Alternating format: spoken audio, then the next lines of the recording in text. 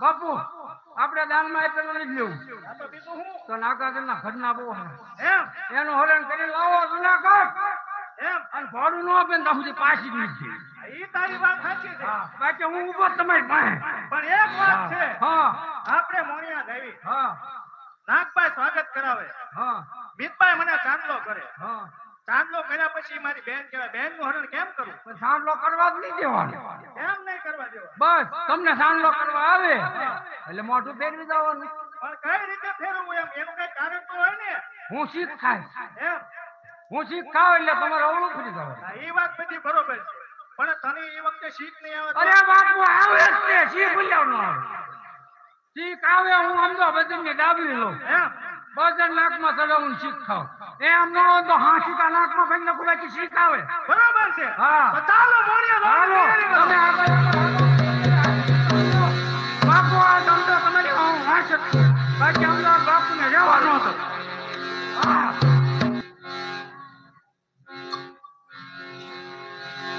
અરે હા બેટા મિતભાઈ, હમણાં જ મને એવા સમાચાર મળ્યા છે કે જુનાગઢ થી ગંગાજળી આવે માટેની સ્વાગતની બેટા તમે તૈયારી કરો. બહુ સારું.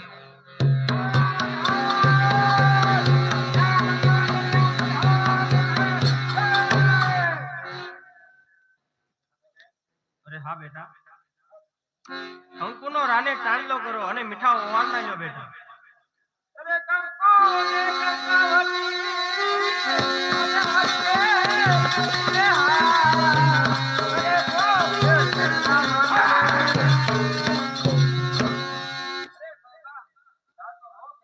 અરે બેટા, એ બાજુ મુરત સારું નહીં હોય માટે તમે બીજી દિશામાં જઈ તમે ચાંદલો.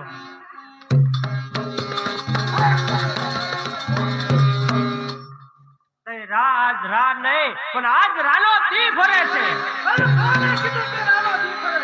નથી આવ્યો સ્વાગત લેવા, આવ્યો છે બદલાના ભાવથી. નથી આવ્યો સ્વાગત લેવા, આવ્યો છે બદલાના ભાવથી. આપણને આ પુણ્ય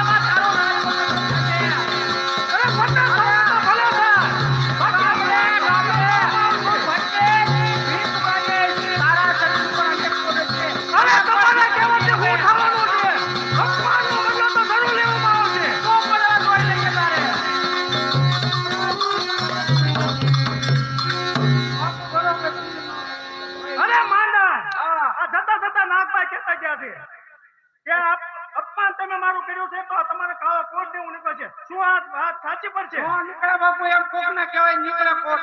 આ નરસિંહ મહેતાના શબ્દો અત્યારે કહેતા ગયા ભૈયા ગયા નાગભાઈ, એ હું સાચું પડશે એ બધું ખોટું બાપુ. કાંઈ નો કઈ સારણ ને એવી ટેવ પડી હોય એમ ને? નો લાગે આપણને, નો લાગે. અને લાગશે તો માનર લાગે તો તારા ધરતી મસ્તક જુદા કરી. નો લાગે, તો ચાલો આપણે જુનાગઢ જવાની તૈયારી કરો. નો લાગે તમે શાંતિ થઈ જાઓ. નો લાગે માનર ચાલો જુનાગઢ જવાની તૈયારી કરો. હાલો. અને શ્રાપ લાગશે તો ધરતી મસ્તક જુદું